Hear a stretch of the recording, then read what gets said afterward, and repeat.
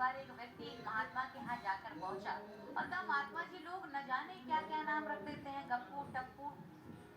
अब कोई होंगे तो नाराज मत होना, न जाने क्या क्या लोग नाम रख देते हैं, लेकिन हमने अपने बच्चे का नाम बहुत अच्छा रखा है। तो महात्मा जी ने कहा, क्या रखा है?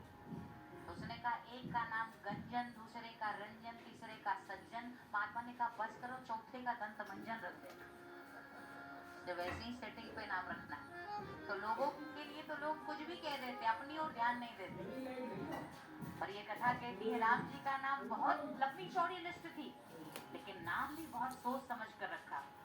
लिखा है, सो सुख धाम राम यस नामा, अखिल लोक दायक विश्रामा।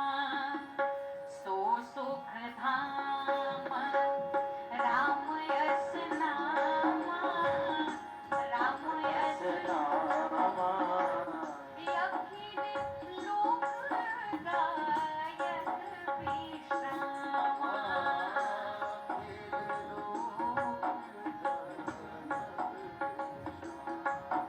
जो सारे संसार को विश्राम प्रदान करे उसका नाम राम है।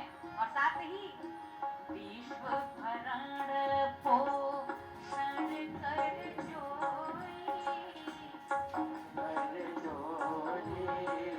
आकर नाम भरत यश होई, आकर नाम भरत यश होई।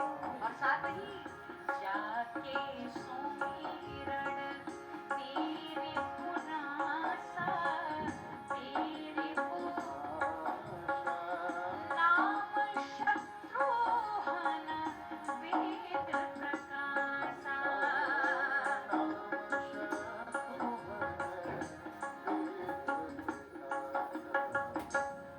लक्षण धाम श्री राम प्रिय, सकल जगत आधार।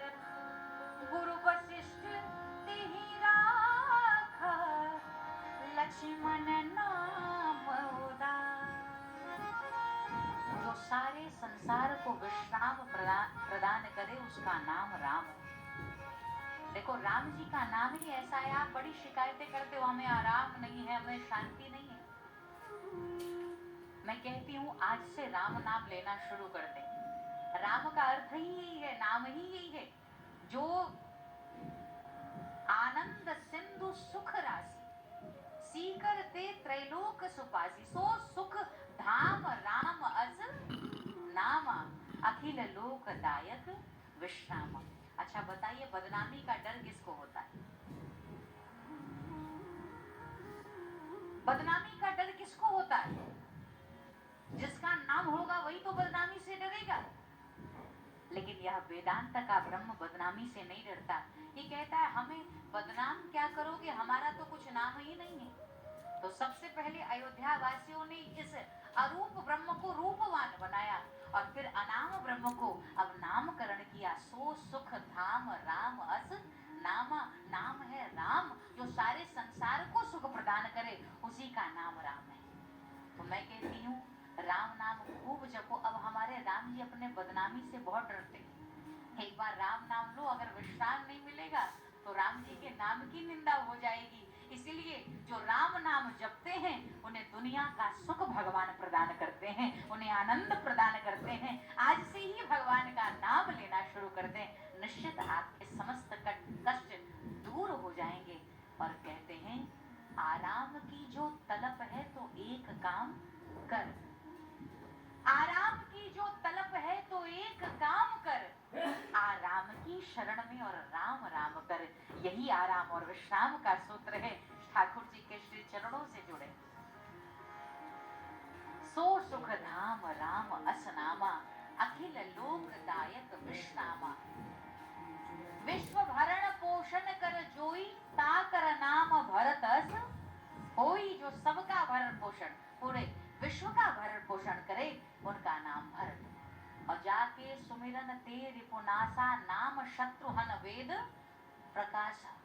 और शत्रुहन जी का नाम तो अभी आता है, इसके बाद तो यदा कदा कहीं शत्रुघ्न जी का नाम दिखाई पड़ता है, क्योंकि माता सुमित्रा ने बाल्यकाल से शत्रुघ्न महाराज को भरत के पीछे लगा दिया, भरत की सेवा में लगा दिया। भरत की सेवा में, कल आप सुन रहे थे ना कि एक माँ बनाती है बेटे को योग्य कुयोग्य, धनवान विद्वान, और माता सुमित्रा ने जन्म से पूर्व ही यह निर्णय ले लिया कि बहनों, तुम्हारे ऋण से यह सुमित्रा कभी ऋण नहीं हो सकती। तुम दोनों ने मुझे प्रसाद दिया तो विधाता मुझे 2 बेटे देगा, और यदि 2 दिया तो एक राम की सेवा में समर्पित करूंगी, और कैकेयी दीदी आपने जो प्रसाद दिया उस प्रसाद के प्रभाव से जो मेरा छोटा वाला बेटा होगा उसे मैं तुम्हारे बेटे का दास बना दूंगी। और हुआ भी यही।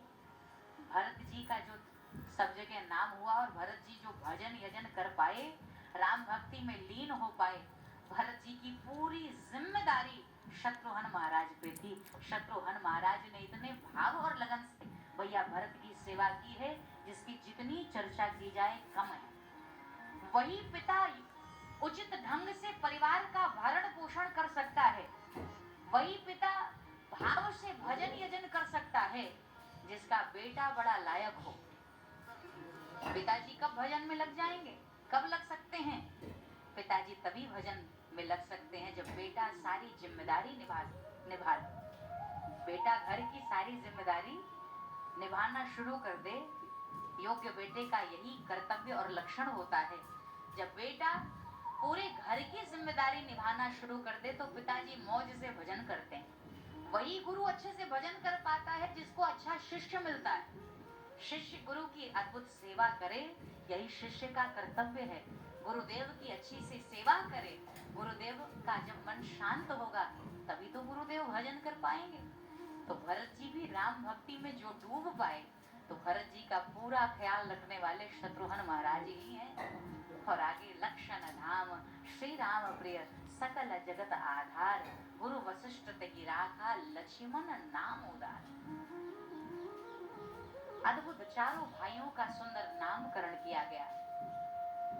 बाल रूप का भगवान, बाल रूप का बड़ा विस्तृत वर्णन गोस्वामी तुलसीदास जी महाराज ने किया है, लेकिन इस बाल रूप की चर्चा करूं, जब मैं घड़ी की ओर ध्यान देती हूँ तो समय इतनी शीघ्रता से बढ़ता चला जाता है, कहता है और आगे बढ़ो और आगे बढ़ो। हरि अनंत, हरि कथा अनंता।